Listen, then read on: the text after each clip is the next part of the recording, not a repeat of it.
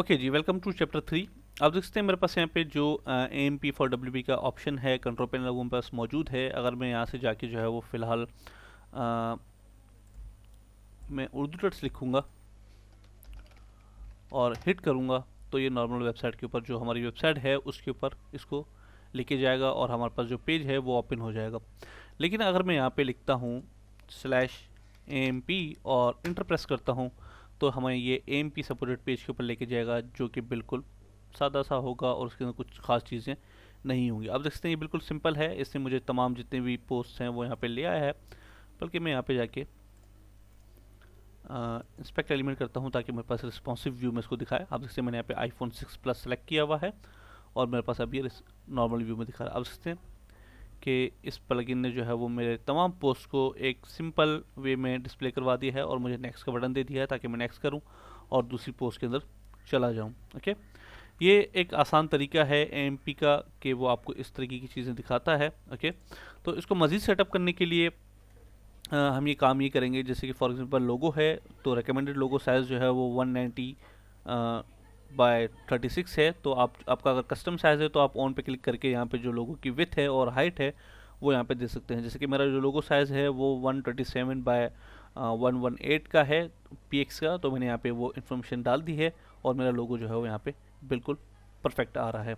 Okay, उसके बाद आपके जो पेजेस होते हैं, क्योंकि AMP बाय डिफ़ॉल्ट जो है वो पोस्ट को सपोर्ट करता है, जो पोस्ट आपकी होती हैं उनको सपोर्ट करता है। अगर आप चाहते हैं कि आपके जो पेजेस हैं वो भी AMP सपोर्टेड हो जाएं तो आप इस फीचर को इनेबल कर दीजिए और आपके तमाम जितने भी पेजेस हैं उनको भी AMP सपोर्ट देना शुरू कर देगा।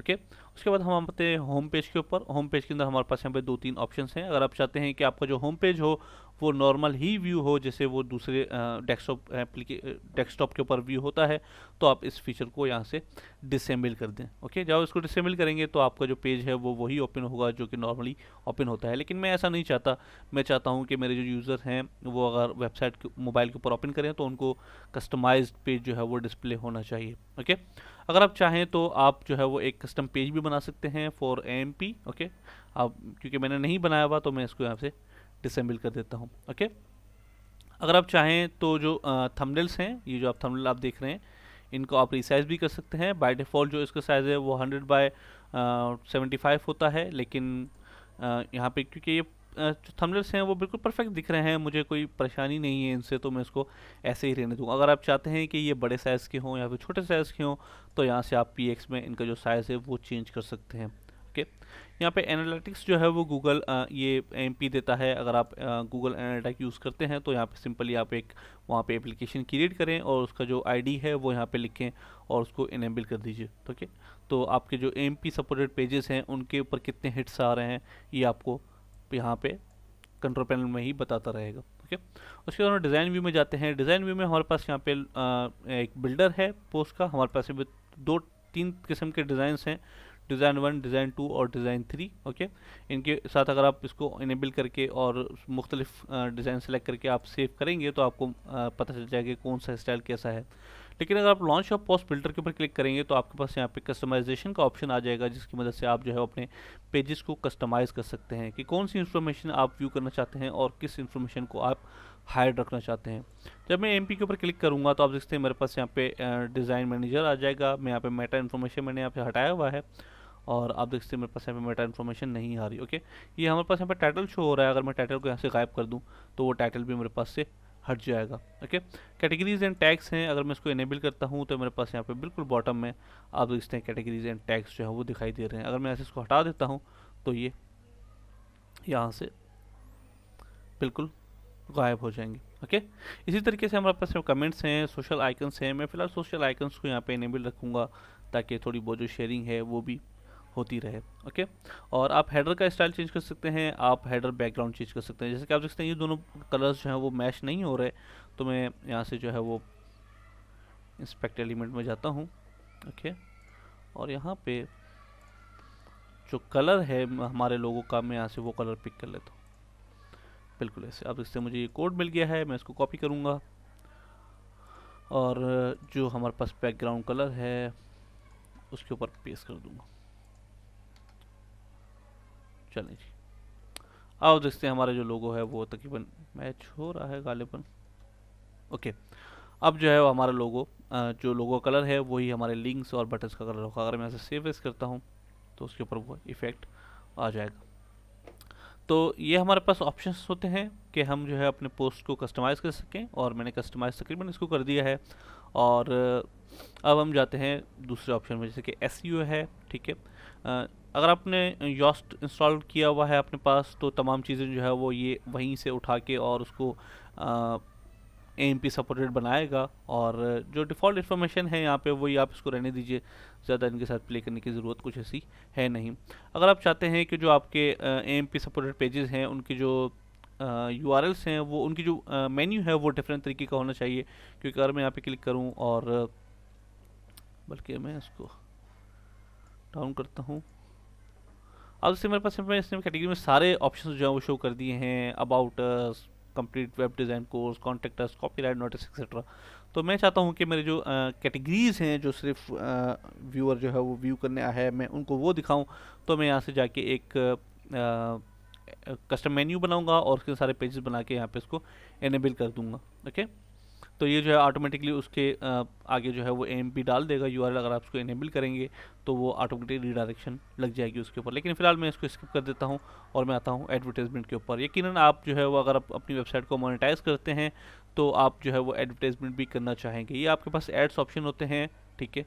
तो आप जो है वो इनको लगा सकते हैं। जैसे कि बिलो ऑफ हेडर है, आप बिल्कुल हेडर के बिल्कुल नीचे हमारा जो ऐड है वो यहाँ पे आएगा। ओके, तो आप इसको इनेबल करके यहाँ पे कोड वगैरह जो भी आप देना चाहें वो दे सकते हैं। तो मैं इसको डिसेबल करता हूँ, फिलहाल मुझे नहीं चाहिए क्योंकि मैंने एडसेंस लगाया नहीं मैं अपनी वेबसाइट के ऊपर।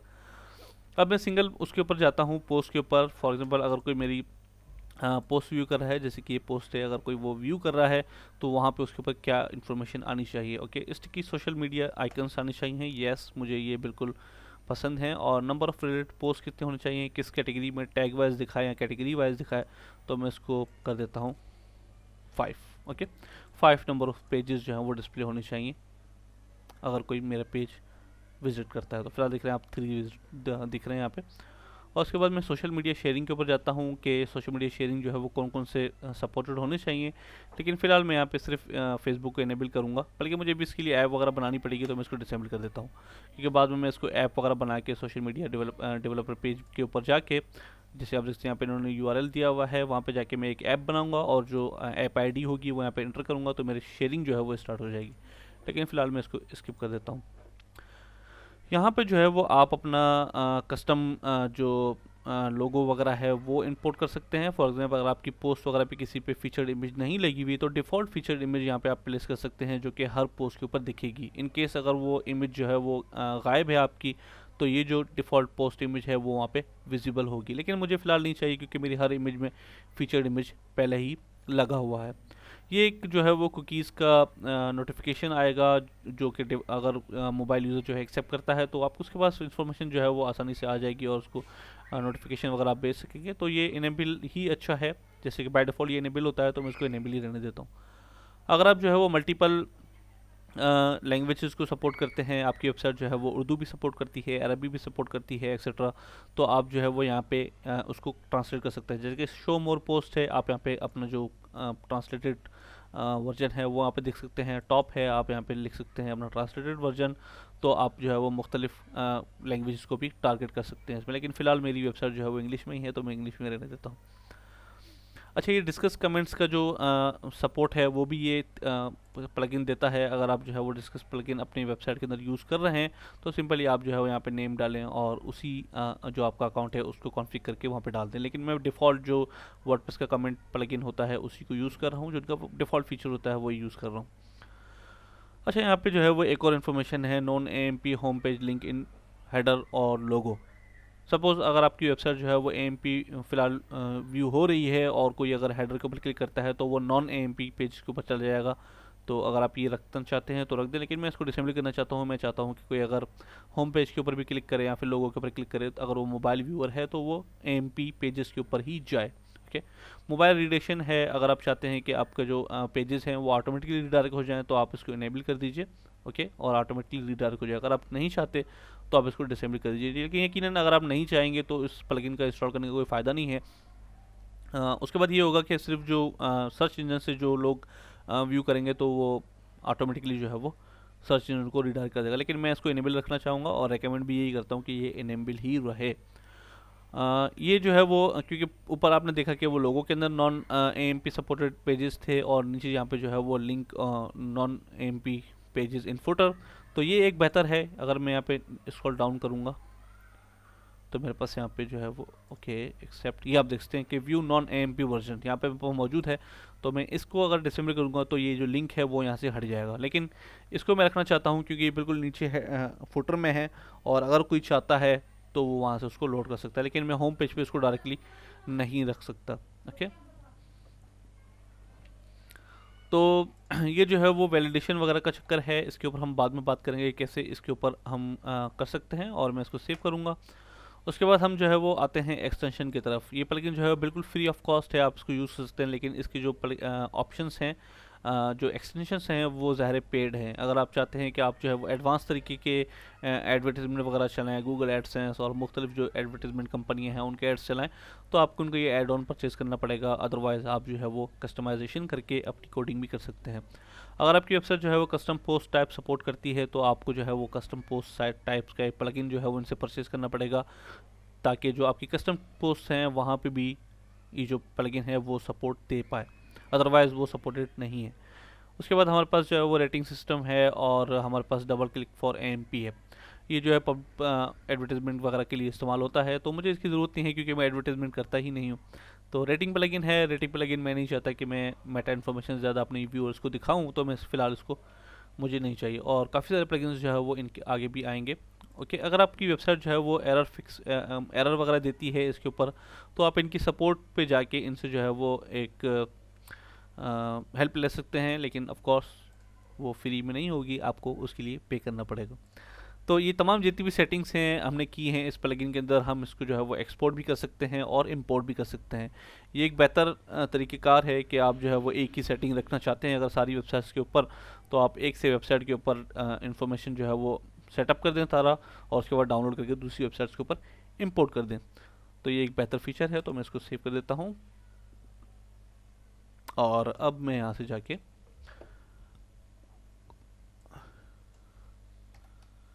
इंटर करता हूँ।